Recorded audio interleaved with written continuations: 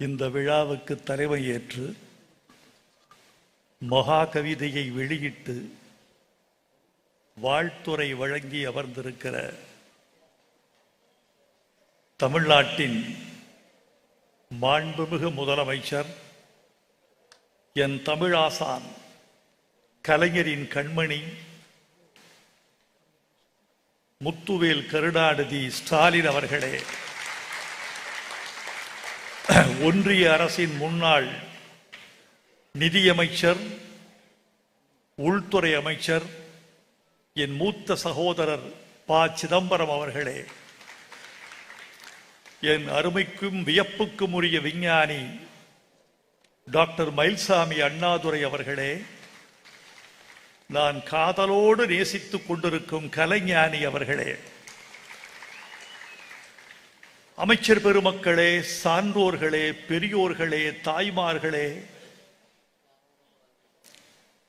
பாசத்திற்குரிய பத்திரிகையாளர்களே, ஊடக உறவுகளே, நெடுந்தொலைவிலிருந்து இந்த விழாவுக்கு வந்திருக்கும் என்னரும் தமிழ் சொந்தங்களே, உங்கள் அனைவருக்கும் எனது அன்பான வணக்கத்தை தெரிவித்துக் கொள்கிறேன். இத்தனை பேராளுமைகள் ஒரு மேடையில் கூடுவது என்பது அத்துணை எளிதல்ல. 4 ஆளுமைகள், இந்தியாவே திரும்பி பார்க்கும் ஆளுமைகள் இந்த மேடையில் கூடியிருக்கிறார்கள். திராவிட மாடல் என்ற ஒரு மந்திரத்தால் இந்தியாவையே திரும்பி பார்க்க வைத்திருக்கிற ஆட்சி ஆளுமை நம்முடைய தளபதி மு.க. ஸ்டாலின் அவர்கள். 8 முறை இந்திய பொருளாதாரத்தை தூக்கி நிறுத்துகிற நிதிநிலை அறிக்கையை தாக்கல் செய்து பெருமை பெற்ற பெரும் பொருளாதார மேதை நம்முடைய ப. சிதம்பரம் என்ற பேராளுமை. ஒரே உடம்பில் தசாவதாரம் என்று 10 பாத்திரங்கள் நடிக்க முடியும் என்று உலகுக்கு எடுத்து காட்டிய கலை ஆளுமை கமலஹாசன் அவர்கள். ஆகாயத்தில் முதலில் கையெழுத்து போட்ட அறிவியல் ஆளுமை மயில்சாமி அண்ணாதுரை. இத்தனை பெருமக்கள் இங்கு கூடி மகா கவிதையை கொண்டாடி உச்சி முந்து உவந்து உங்களுக்கெல்லாம் முன்மொழிந்திருக்கிறார்கள் என்றால் இந்த பேராளுமைகளுக்கு நான் நன்றி சொல்கிறேன். உங்களுக்கெல்லாம் என்னுடைய மதிப்பையும் வணக்கத்தையும் தெரிவித்துக் கொள்கிறேன். நண்பர்களே, பெருமக்களே, நான் இந்த படைப்பை படைத்ததற்கு காரணம் இந்த பூமி உருண்டையின் மீது நான் கொண்டிருக்கிற காதல். என்னை தடவி செல்கிற காற்று, எனக்கு போதி மரமாகிய வானம், என் உடம்புக்குள் இருக்கிற நெருப்பு, என் உடம்பில் ஓடுகிற தண்ணீர், காற்று, இவைகளெல்லாம் இல்லை என்றால் நான் இல்லை. இந்த உடம்புக்குள் இருக்கிற இந்த 5 பூதங்களால் தான் நான் இயங்கிக் கொண்டிருக்கிறேன் என்ற அறிவியல் உண்மையும் அதற்கு மேலே ஒரு தார்மீக உண்மையும் என்னை இந்த படைப்பை எழுதச் செய்தன. நீங்கள் உணர மாட்டீர்கள்.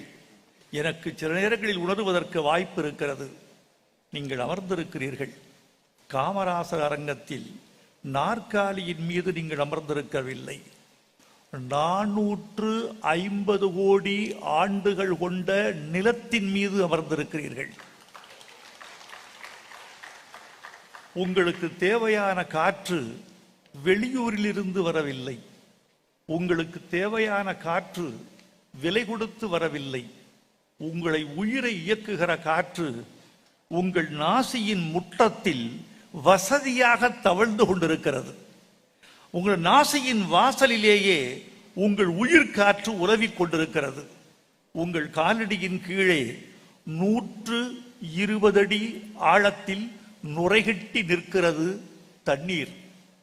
8 நிமிடம் 20 நொடிகளில் சூரியனின் முதல் கீற்று பூமியை தடவி மேகத்தை கடந்து உங்கள் வீட்டு ரோஜாவை வளர வைத்து உங்கள் வீட்டு ஜன்னலை தட்டி உங்கள் கண்களுக்குள் மெல்லிய இடைவெளிகளில் கருமணியை திருடிவிட்டு உட்கார்ந்து கதை பேசுகிறது வெயில். ஆகாயம், இந்த பூமிக்கு மேலே இருக்கிற ஆகாயம் ஒரு கூரை கட்டி வைத்திருக்கிறது, காற்று கூரை. அந்த காற்று கூரை மட்டும் இல்லை என்றால் எரிகற்களின் வீச்சில் இந்த பூமி எப்போதோ எரிந்து போயிருக்கும்.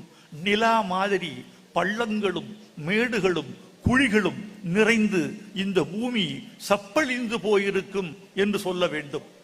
இந்த பூமியை நாம் காப்பாற்றாவிட்டால் யார் காப்பாற்றுவது? இந்த பூமியும் அழிந்து விட்டால் இந்த மனித குலம் எங்கு சென்று வதியும் என்று யோசித்து யோசித்து பார்த்தபோது ஒரு கவிஞனாய், ஒரு தமிழனாய், ஒரு இயற்கையின் காதலனாய் இந்த ஐம்பூதங்களை கட்டிக்காத்து பூமியை காப்பாற்ற வேண்டும் என்ற வேட்கைதான் என்னை இதை எழுத வைத்தது. இந்த பூமி மட்டும் இல்லை என்றால் நீங்கள் எங்கே போவீர்கள்? உங்களால் புதன் கிரகத்துக்கு போக முடியுமா? முடியாது.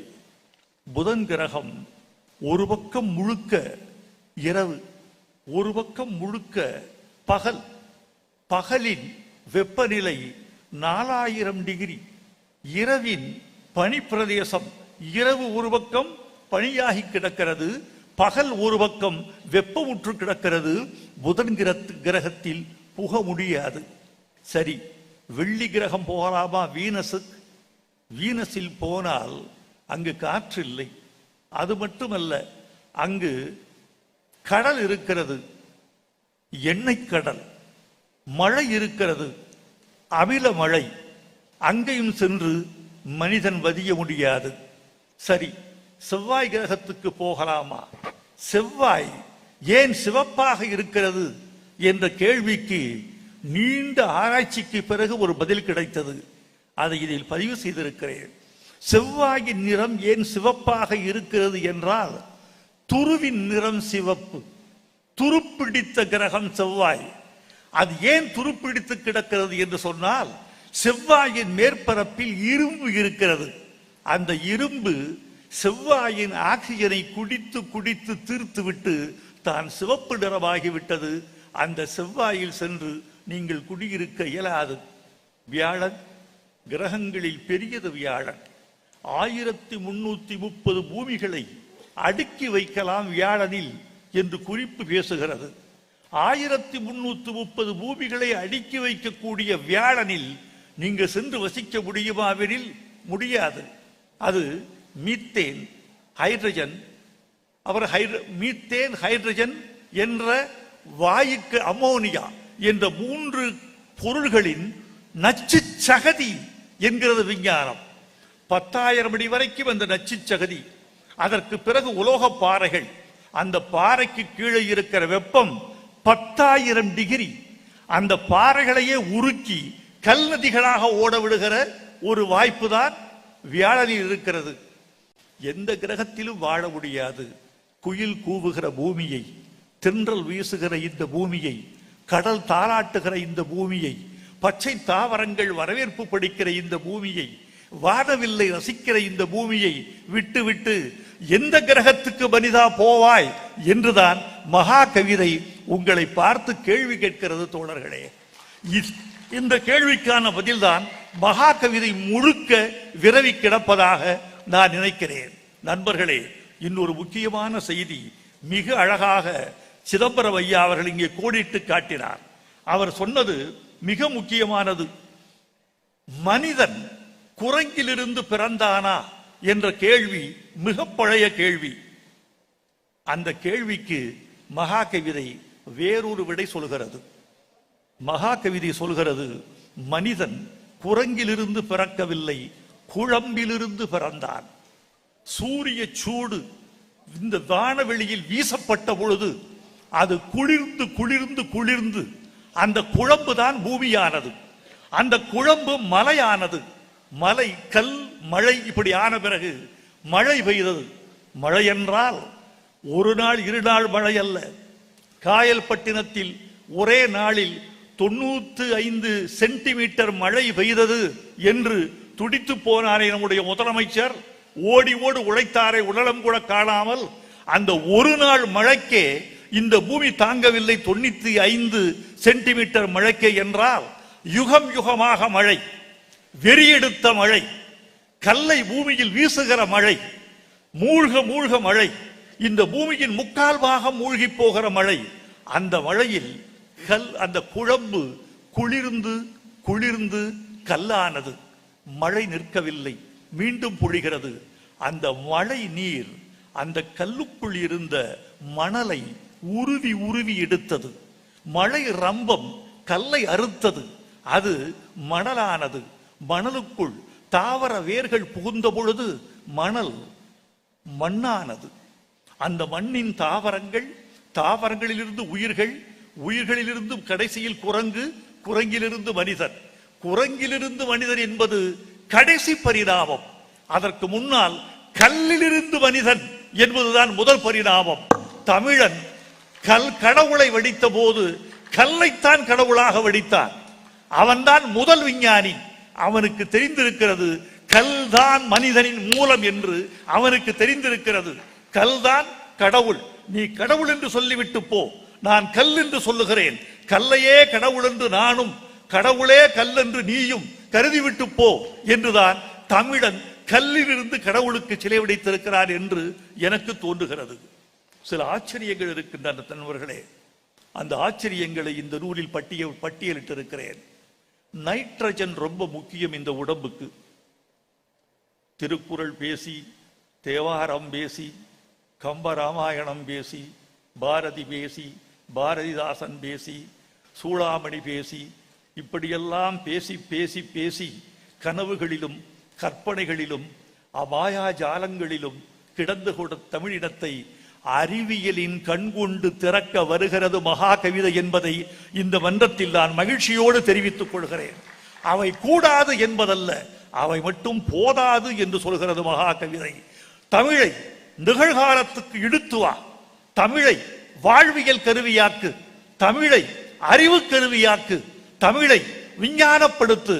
இந்த உலக இனங்களோடு தமிழன் போட்டி போட வேண்டும் என்றால் இலக்கியம் மட்டும் போதாது, அறிவியல் என்ற வாழை ஏந்தினால்தான் உலக இனங்களோடு தமிழன் போட்டி போட முடியும் என்று இந்த மகா கவிதை விவரிக்கிறது. இந்த நைட்ரஜன் காற்றில் இருக்கிறது. காற்றிலிருந்து நைட்ரஜனை பிரித்தெடுக்க முடியாது. அது அவ்வளவு எளிதல்ல. மயில்சாமி அவர்களை கேட்டால் அவர் சொல்லுவார், நைட்ரஜனை பிரிப்பது அவ்வளவு எளிதல்ல. இந்த நைட்ரஜனை, இந்த உடம்புக்கு நைட்ரஜன் ரொம்ப தேவை. பிரித்தெடுக்கிற பொறுப்பை இயற்கை மின்னலுக்கு கொடுத்திருக்கிறது. அடிக்கிற மின்னல் தெரிக்கிற பொழுது காற்றின் குடுமையை பிடித்து ஒரு உலுக்குகிறது. அப்படி உலுக்குகிற பொழுது காற்றில் இருந்த நைட்ரஜன் மண்ணில் தெரிக்கிறது. அதை மண் எடுத்துக் கொள்கிறது. அந்த மண்ணிலிருந்து விளைகிற தாவரங்கள் அந்த நைட்ரஜனை உணவுக்குள் செலுத்தி அந்த உணவு மனிதனுக்குள் வந்து இப்படியெல்லாம் ஒரு சக்கரம் நிகழ்கிறது என்று சொல்லுகிறது. வியாழன் இருக்கிறதே, வியாழன் இது ஒரு விசித்திரமான கிரகம். இந்த சூரிய குடும்பத்தின் 8 கிரகங்களில் சூரியன் மட்டும்தான் நட்சத்திரம், மற்றவையெல்லாம் கோள்கள். இந்த வியாழனுக்கு மட்டும் அப்படி ஒரு வாய்ப்பு இருந்தது, நட்சத்திரமாகிற வாய்ப்பு. நட்சத்திரமாகக்கூடிய வாய்ப்பை அந்த வியாழன் போகும் வழியிலேயே இழந்து விட்டது, கோளாக நின்று விட்டது. இதை எழுதியிருக்கிறேன். இந்த உலகத்தை கட்டியாள கருதி போருக்கு சென்ற சக்கரவர்த்தி பாதி வழியிலே சாமியாராக திரும்பி வந்தது போல் நட்சத்திரமாக ஆசைப்பட்ட வியாழன் பாதியிலேயே கோளாகி குறுகி முடிந்தது என்று எழுதியிருக்கிறேன். இங்குதான் ஒரு அறிவியல் உண்மையை சொல்வதற்கு தமிழின் அழகியல் வருகிறது. அறிவியல் உண்மை, வெறும் உண்மை. அந்த உண்மையை கவிதைப்படுத்துவது தமிழ். கவிதைப்படுத்துகிற தமிழும் அறிவியல் சொல்கிற உண்மையும் கூடி பிறந்த கவிதைதான் இந்த மகா கவிதை என்று உங்களுக்கு சொல்ல வேண்டும். நண்பர்களே, எல்லாவற்றுக்கும் ஒரு முடிவு உண்டு. மாமனிதர் புத்தர் சொல்லிவிட்டு போனார், ஒன்றுக்கு மேற்பட்ட மூலகங்களால் ஆன எல்லா பொருளும் கடைசியில் அழிவில் முடியும். இந்த உடம்பு ஏன் அழிகிறது? இது ஐம்பூதங்களின் மூலகங்கள். இந்த கட்டை ஏன் அழிகிறது? இதுவும் சேர்மானம். கட்டிடம் ஏன் அழிகிறது? வெறும் சேர்மானம். சூரியனும் அழியும், நில அழியும், பூமி அழியும் என்று மாமனிதர் புத்தர் சொல்லிவிட்டு போனார். இந்த சூரியன் இருக்கிறதே, அது யாருக்கும் சொல்லாமல் ஒரு பெரிய தொண்டை இந்த உலகுக்கு செய்து வருகிறது. ஹைட்ரஜனை ஹீலியமாக மாற்றி எரிந்து கொண்டே இருக்கிறது. எரிகிறது. அது விறகு தேடவில்லை, அதற்கு எரிபொருள் தேவையில்லை. தனக்குள் இருக்கிற ஹைட்ரஜனையே அது எரிபொருளாக மாற்றி 4 ஹைட்ரஜன் அணுக்களை ஒன்று கூட்டி ஹீலியமாக்கி எரிகிறது எரிகிறது எரிந்து கொண்டே இருக்கிறது. 450 கோடி ஆண்டுகள் எரிந்து கொண்டிருக்கிறது, யார் துணையும் இல்லாமல். அதுதான் சூரியன். அதனால்தான் சூரியன் வணங்கப்படுகிறது. அதனால்தான் சூரியன் இந்த உலகுக்கு தந்தை என்று கொண்டாடப்படுகிறது. அந்த ஹீலியம் ஒரு காலத்தில் தீர்ந்துவிடும். அந்த ஹைட்ரஜன் தீரும், சூரியன் சுருங்கும், சுருங்கி சுருங்கி செம்பூதமாகும். செம்பூதமான பிறகு குள்ளனாகும். அந்த செம்பூதம் என்ன செய்யும்? பக்கத்தில் இருக்கிற புதனை முதலில் விழுங்கும், பிறகு செவ்வாயை விழுங்கும், மெல்ல மெல்ல பூமியை விழுங்கும். 450 கோடி ஆண்டுகளுக்கு பிறகு இது நிகழ்ந்தே தீரும். இதுதான் இயற்பியல், இதுதான் வாழ்க்கை, இதுதான் தத்துவம், இதுதான் அறிவு என்று இந்த உலகம் நம்பத் தொடங்கினால் வாழ்வியல் குறித்த சிந்தனைகள் மாறும். எல்லாமே அழிவுக்கு உட்பட்டது என்றால் நீ ஏன் அலைகிறாய்? நீ ஏன் பொருளை அறமற்ற வழியில் சேர்க்கிறாய்? எப்படி தூய்க்கப் போகிறாய்? எல்லாமே அழிவுக்கு உட்பட்டதெனில் ஏன் இந்த வேட்கை, ஏன் இந்த வேட்டை என்று மனிதனை பார்த்து இந்த மகா கவிதை கேள்வி கேட்கும். ஆனாலும் எனக்கு ஒன்று தோன்றுகிறது, மனிதன் கடைசியில் வெல்வான். இதோ இந்த அட்டைப்படத்தில் இருக்கிற மனிதனை நான் நம்புகிறேன். முதலில் செயற்கை நுண்ணறிவில் உருவாக்கப்பட்ட படம் இந்த படம். உருவாக்கியவன் என் மகன் மதன் கார்கி. மதன் கார்கி ஒரு மாதமாக உழைத்து இந்த படத்தை உருவாக்கி, செயற்கை நுண்ணறிவில் முதலில் தமிழில் அட்டைப்படம் வர வேண்டும் என்று அவர் விரும்பினார். அதை நாங்கள் செயல்படுத்தினோம். மதன் கார்கி செய்து கொடுத்த மனிதன் முறுக்கி நிற்பவன், திமிரி நிற்பவன். மனிதன் என்றைக்குமே வெற்றி பெறுவான். இந்த பூமியை பார்க்கிற போது எனக்கு ஒன்று தோன்றுகிறது, மனிதன் சிறுமையிலும் சிறுமையானவன். இந்த பால் வீதிகளின் கணக்கில் அறிவாளிகள் நிறைய வந்திருக்கிறீர்கள். உங்களை பார்த்து எனக்கு வியப்பாக இருக்கிறது. நாங்கள் இங்கே பொழுதுபோக்கு பேசவில்லை, திரைப்பட வசனம் பாடல் பேசவில்லை, இங்கே நட்சத்திரங்கள் யாரும் ஆடி காட்டவில்லை. கமலஹாசன் என்ற அறிவாளி இங்கே வந்திருக்கிறார். அவர் அறிவாளி என்பதனால் இங்கே அழைத்தேனே தவிர நடிகர் என்பதற்காக அல்ல. அவர் நடிகராக இருப்பது உபதொழில், அறிவாளியாக இருப்பதுதான் மெய்த்தொழில். அதனால் அவரை இங்கு அழைத்தேன். ஆனாலும் இங்கு அறிவியல் பேசப்பட்டது, ஆழமான தமிழ் பேசப்பட்டது, பிரபஞ்சம் பேசப்படுகிறது, கோளியல் வானியல் பேசப்படுகிறது. ஆனால் எம் அறிவு தமிழ் மக்கள் 3 மணி நேரமாக தங்கள் உயிரையே உருக்கி இந்த மண்டபத்தில் ஊற்றிவிட்டு கரவொலி செய்து கொண்டே இருக்கிறீர்களே. இந்த அன்புக்கும் இந்த அறிவுக்கும் தமிழ் கடமைப்பட்டிருக்கிறது. மெல்ல தமிழினி வாழும் என்ற நம்பிக்கையை நாம் பெறுகிறோம். இந்த அறிவு வேண்டும். இந்த அறிவு தலைமுறையை வளர்க்கத்தான் பெரியார் பாடுபட்டார், அண்ணா பாடுபட்டார், கலைஞர் பாடுபட்டார், தளபதி பாடுபட்டுக் கொண்டிருக்கிறார். கல்விக்கு அவர் செய்கிற தொண்டை நான் வியந்து வியந்து பார்த்து கொண்டிருக்கிறேன். கல்வி, மருத்துவம் இந்த இரண்டையும் எந்த அரசு முன்னெடுக்கிறதோ அதுதான் மக்கள் அரசு. அந்த மக்கள் அரசின் தலைவன் தளபதி ஸ்டாலின் என்பதை இந்த மண்ணுக்கு நாம் சொல்ல வேண்டிய அவசியம் இல்லை. நண்பர்களே, இந்த நட்சத்திரங்களை விட சூரியன் ஒன்றும் பெரியதல்ல. இந்த மொத்த பிரபஞ்சத்தில் பால்வீதியில் இந்த சூரியன் ஒரு சுண்டைக்காய். இந்த சூரியனை பால்வீதி கணக்கில் எடுத்துக் கொள்ளாது. இந்த சூரிய குடும்பம் என்பதை இந்த வானத்தில் ஒரு கணக்கே இல்லை. இந்த பூமி என்பது உனக்கும் எனக்கும் பெருசு. இந்த சூரியன் என்பது இந்த பூமிக்கு பெருசு, சூரிய குடும்பத்துக்கு பெருசு. பால்வீதியில் இது கணக்கிலே இல்லை. இது ஒரு நட்சத்திரமா, இதற்கு 8 கோள்களா, இதெல்லாம் ஒரு பிரபஞ்சத்தில் ஒரு படைப்பாம் என்று பால்வீதியில் பேச்சிருக்கும். பிற கோள்கள் கேலி பேசும். அப்படி சிறுமையிலும் சிறுமையானது சூரிய குடும்பம், சிறுமையிலும் சிறுமையானவன் மனிதன். இது விஞ்ஞான கணக்கு. ஆனால் அறிவின் கணக்கு, உழைப்பின் கணக்கு, மனிதன்தான் பெருமையிலும் பெருமையானவன். ஏனென்றால் எந்த நட்சத்திரத்திற்கும் தன் விதியை தாண்டி பயணிக்க தெரியாது. எந்த கோளுக்கும் தன்னுடைய இயற்பியல் விதியை தாண்டி நடமாட தெரியாது. விதிகளை உடைத்து ஒரு நட்சத்திரமோ கோளோ நடக்க தெரியாது. விதிகளை உடைக்க தெரியாது. மனிதன்தான் விதிகளை இடுவான், விதிகளை உடைப்பான். சட்டம் இடுவான், சட்டத்தை மீறுவான். அறிவின் எல்லை இதுவென்பான், அவனே தாண்டுவான். கடவுளை விட பெரியவன் மனிதன். கடவுளுக்கு விதி உண்டு, மனிதனுக்கு விதி கிடையாது. இந்த விதியற்ற இந்த போராளிதான் இந்த அட்டைப்படத்தில் இருக்கக்கூடிய மாமனிதன் என்று நான் கொண்டாடுகிறேன். நண்பர்களே, ஒரு செய்தி முதலமைச்சர் அவர்கள் அழகாக சொன்னார். அவர் இங்கே பேசிய பேச்சு என்பது வெறும் கவிதை வெளியீட்டு விழா பேச்சு மட்டுமல்ல.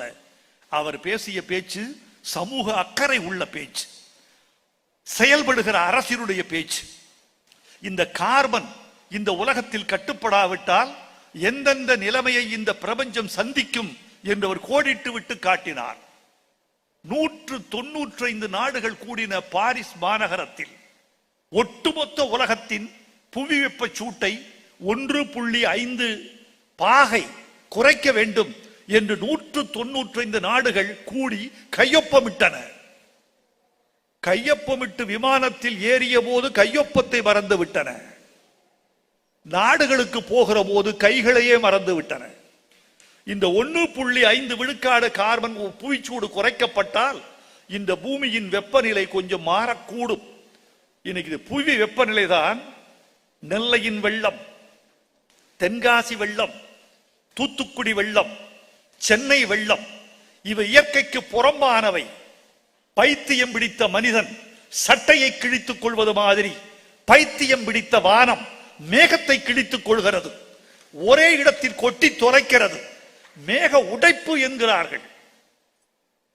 அதீதமான மழை, அதீதமான வெள்ளம். இந்த புவி வெப்பம் என்பது அதீதமான மழையை மட்டுமல்ல, அதீதமான வறட்சியையும் கொண்டு வரும் என்பதை மறந்து விடாதீர்கள். அதீத வெள்ளம், அதீத வறட்சி இரண்டும் புவிச்சூட்டின் விளைவுகள். இவைகள் யாரும் கையொப்பமிடவில்லை. வளர்ந்த நாடுகள் கார்பனை விற்று சம்பாதித்து விட்டு வர்த்தக சூதாட்டத்தில் வெற்றி பெற்ற பிறகு வளரும் நாடுகள் எக்கேடு கெட்டால் எனக்கென்ன என்று அந்த நாடுகள் கண்மூடி கொண்டன. வளரும் நாடுகளான இந்தியா போன்ற நாடுகளும் கிழக்காசிய நாடுகளும் தான் இது குறித்து கவலைப்பட்டுக் கொண்டிருக்கின்றன. வளர்ந்த நாடுகளே, உங்களை பார்த்து ஒரு வார்த்தை, அறம் கூர்ந்து அருள் கூர்ந்து அந்த 1.5 விழுக்காடு வெப்பநிலையை குறைப்பதற்கு உங்கள் கார்பன் வெளியீட்டு அளவை குறைத்துக் கொள்ளுங்கள் என்று இந்தியாவின் தென்கோடியில் தமிழ்நாட்டின் தென்முனையில் இருந்து ஒரு கவிஞன் முதலமைச்சர் தலைமையில் உங்களுக்கு வேண்டுகோள் விடுத்தான் என்று குறித்துக் கொள்ளுங்கள். இது ஒரு கவிஞனின் குரல் அல்ல, மானுடத்தின் குரல், அழிய போகிற மனித இனத்தினுடைய குரல், வளரும் நாடுகளின் குரல், 3ஆம் உலக நாடுகளின் குரல் என்று நீங்கள் எடுத்துக்கொண்டால்தான் இந்த பூமியை பாதுகாக்க முடியும். விஞ்ஞானிகளுக்கு ஒரு வார்த்தை, ஐயா மயில்சாமி அண்ணாதுரை அவர்கள் வந்திருக்கிறார்கள், இன்னும் பல விஞ்ஞானிகள் இருக்கிறார்கள் இந்த நாட்டில். அவர்களுக்கெல்லாம் ஒரு வார்த்தை, இந்த புவி வெப்பச்சூட்டை ஒழித்து வானத்தை சாந்தப்படுத்தி பூமியை காப்பாற்ற வேண்டும் என்றால் புதை படிவ எரிபொருள்களை விட்டு நீங்கள் வெளியேற வேண்டும். இதை தயவு செய்து பத்திரிகையாளர்கள் குறித்துக் கொள்ள வேண்டும். நிலக்கரி, பெட்ரோல், இந்த 2 புதைவடிவ எரிபொருள்களை கடந்து மனிதன் சூரிய சக்தியின் இயற்கை மின்சக்தியை கண்டறிந்தால் ஒழிய இந்த பூமியை நீங்கள் காப்பாற்ற முடியாது. ஜோ பைடனோ, நெத்தன்யாகுவோ, புத்தினோ இதற்கு கை கொடுப்பார்கள் என்று நான் கருதவில்லை. ஏனென்றால் கார்பன் அவர்களுக்கு காசு, கார்பன் அவர்களுக்கு வணிகம், கார்பன் அவர்களுக்கு முதலீடு. அவர்கள் நமக்காக தலையாட்ட மாட்டார்கள். இதற்கு எரிபொருளை மாற்று சக்தியை கண்டுபிடிப்பதற்கு இந்திய விஞ்ஞானிகள் முயல வேண்டும், உலக விஞ்ஞானிகள் முயல வேண்டும். கார்பனை அதிகமாக வெளியிடுகிற நிலக்கரி, கார்பனை அதிகமாக வெளியிடுகிற பெட்ரோல், இந்த இரண்டையும் தாண்டி இயற்கை மின்சக்தியை கண்டுபிடிக்க வேண்டும். அதற்கு ஒரு வழிதான் உண்டு என்று விஞ்ஞானம் சொல்கிறது. பாலி சிலிகான் என்ற மூலப்பொருள் மட்டும் உபரியாக இருந்தால் இந்த உலகத்தை காப்பாற்றி விடலாம். ஆனால் இந்த சூரிய மின்சக்திக்கு தேவையான பாலி சிலிகான் என்ற மூலப்பொருள் 95 விழுக்காடு சீனாவில் மட்டுமே கிடைக்கிறது. இந்தியாவில் கிட்டாதா? தங்கத்தை தேடுகிற மனிதா, நிறுத்திவிடு, பாலி சிலிகான் தேடு. வைரத்தை தோண்டுகிற மனிதா, விட்டுவிடு, பாலி சிலிக்கான் தேடு. இந்த உலகத்துக்கு எது தேவையோ அதை தேடு. தங்கமும் வைரமும் தனிமனித சொத்துக்கள். பாலி சிலிக்கான் உலக பொதுவுடைமை சொத்து. அதை தேடு. அதை தேடி கண்டறிந்து இந்த உலகத்தை மீட்டெடு என்பதுதான் என்னுடைய கருத்தாக நான் வைக்கிறேன். ஒரு கருத்து ரொம்ப அழகாக முதலமைச்சர் அவர்கள் எனக்கு அடுத்த வேலையை ஒப்படைத்திருக்கிறார்கள். நான் ஒரு படைப்பை முடித்துவிட்டு கொஞ்சம் கலைத்துறைக்கு போவேன். அங்க சில ஆண்டுகள் பாட்டு எழுதுவேன். வயிறு இருக்கிறதல்லவா, இந்த கவிதைகள் எல்லாம் இதயத்துக்கு, பாட்டுதான் எனக்கு வயிற்றுக்கு. உங்கள் இதயத்தை, தமிழர்களின் இதயம் பட்டினி கிடக்க கூடாது என்று கருதுகிறவன் நூல் படைப்பான். தன் வயிறு பட்டினி கிடக்க கூடாது என்று கருதுகிற கவிஞன் பாட்டெழுத போவான். பாட்டெழுத போனால் இலக்கியத்திற்கு வேலை செய்ய முடியவில்லை, இலக்கியத்துக்கு போனால் பாட்டெழுத முடியவில்லை. இந்த இரண்டு குதிரைகளில் சவாரி செய்வது இயலாத காரியம். ஏதாவது ஒரு குதிரையில் தான் சவாரி செய்ய வேண்டும். இந்த படைப்பு எழுதுவது வானத்திலிருந்து எனக்கு ஒரு குரல் கேட்கும், இப்போது எழுது. இதோ உட்பொருள், உள்ளடக்கம் ஏதாவது ஒரு குயிர் சத்தத்தில் கேட்கும், ஒரு இடி ஓசையில் கேட்கும், ஒரு மொட்டு உடைகிற சப்தத்தில் கேட்கும். அடுத்த பொருளுக்கான, கவிதைக்கான உட்பொருள் அல்லது நதியின் சலசலப்பில் கேட்கும், ஒரு உள்ளடக்கம் வருகிறது எழுது என்று. ஒரு வானவில் கடந்து போகிற போது சொல்லிவிட்டு போகும். ஒரு பறவை என்னை பார்த்து கண்ணடித்து விட்டு போகிற போது ஒன்று தோன்றும். ஒரு வானத்திலிருந்து, பூமியிலிருந்து ஒரு குரல் கேட்காமல் எனக்கு அடுத்த படைப்புக்கு நான் நூலுக்கு போவதில்லை. நூல் என்பது என் சொந்த உந்துதல், பாட்டு என்பது அடுத்தவர் உந்துதல். நான் அந்திமழை பொழிந்தது கமலஹாசனுக்காக, நான் மகாகவிதை எழுதுவது எனக்காக. அவருக்கும் எனக்குமான வேறுபாடு இவ்வளவுதான். இது சொந்த முயற்சி. அடுத்து என்ன எழுதுவது? காலமே நீ சொல், காற்றே நீ சொல். ஒரு சின்ன இடைவெளி விடுகிறேன். குயிலே வந்து கூவி விட்டு போ, அதிகாலை சூரியோதயமே முதல் கீற்றே என்னை பார்த்து அடுத்து இதை எழுது வைரமுத்து என்று சொல்லிக் கொடு. நான் அசை போடுவேன், ஊறப் போடுவேன், மெல்ல மெல்ல வெளியே வருவேன். அதற்கு கண்காது மூக்கு வைப்பேன். கர்ப்பத்தில் குழந்தை மெல்ல மெல்ல கண்ணும் காதும் மூக்கும் வைத்து விரலும் விழியும் வளர்வது மாதிரி மெல்ல மெல்ல வளர்த்தெடுத்து சில ஆண்டுகளுக்கு பிறகு ஒரு படைப்பாக கொடுப்பேன். அந்த சிரமத்தை முதலமைச்சர் எனக்கு தரவில்லை. மாண்புமிகு முதலமைச்சர் அவர்கள் வைரமுத்து அடுத்த கலைஞர் காவியம் எழுது, இது என் கட்டளை என்று சொல்லிவிட்டிருக்கிறார்.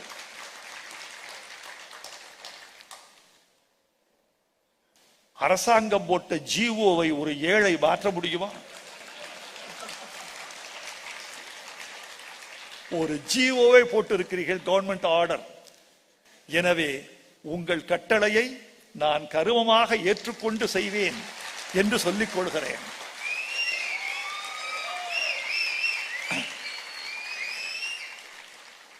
இந்த கவிதை எழுதுவது என்பது நான் கரும்பு தின்பது போல, நான் சுயமாக எனக்கு நானே சூட்டிக் கொள்கிற மாலை மாதிரி, எனக்கு நானே போட்டுக்கொள்கிற ஒரு தங்க ஆரம் மாதிரி.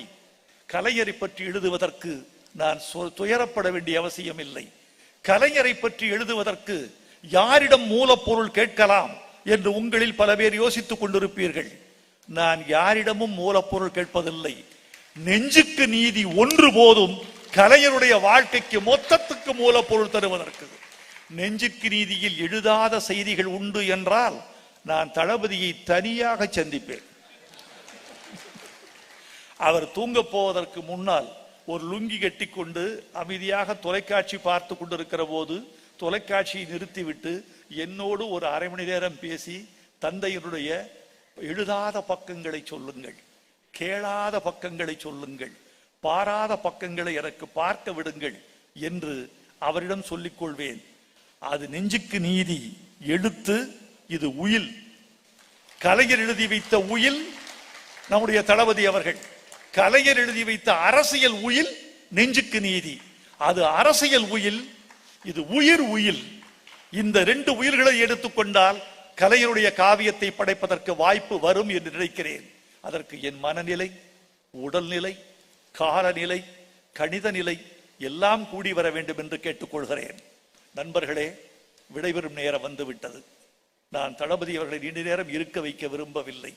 நான் 2 கவிஞர்களின் பெரும் கட்டளையை நிறைவேற்றி இருக்கிறேன் இந்த மகா கவிதை விழாவில். ஒன்று மகாகவி பாரதி இட்ட கட்டளை, சென்றிடுவீர் எட்டுத்துக்கும் கலை செல்வங்கள் யாவும் குளர்ந்து இங்கு சேர்ப்பீர். என்ன இந்த திமிர்ந்த வாசகம்? இது வேண்டுகோள் அல்ல, கட்டளை. அந்த கட்டளையில் இருக்கக்கூடிய ஆணை உண்மையானது, உறுதியானது, ஒரு சமூகத்தினுடைய தேவை கருதியது. சென்றிடுவீர் எட்டுத்துக்கும் கலை செல்வங்கள் யாவும் குளர்ந்து இங்கு சேர்ப்பீர். அது இதில் நிறைவேறி இருக்கிறது. பாவேந்தர் பாரதிதாசன் தமிழ்நாட்டை பற்றி கண்ட கனவு இன்று நிறைவேறி இருக்கிறது. என்னரும் தமிழ்நாட்டின் கண், எல்லாரும் கல்வி கற்று பன்னரும் கலைஞானத்தால் பராக்கிரமத்தால் அன்பால் உன்னத இமயமலை போல் ஓங்கிடும் கீர்த்தி எய்தி இன்புற்றார் என்று மற்றோர் இயம்ப கேட்டல் என்னாளோ என்று கேட்ட மகா பாவேந்தர் பாரதிதாசன் அவர்களே, அந்த இயம்ப கேட்டல் என்னாளோ என்று கேட்டீர்கள். அந்நாள் இதோ இந்நாள், இந்த பொன்னாள், இந்த திருநாள், எங்கள் தமிழச் சாதி ஒரு கூரையின் கீழ் ஒன்று கூடிய இந்த பொன்னாள் தான் அந்த கனவு நனவாகிற திருநாள். மகா கவிதையை வாங்குங்கள். மகா கவிதை இன்று விற்பனை செய்யப்படுகிறது.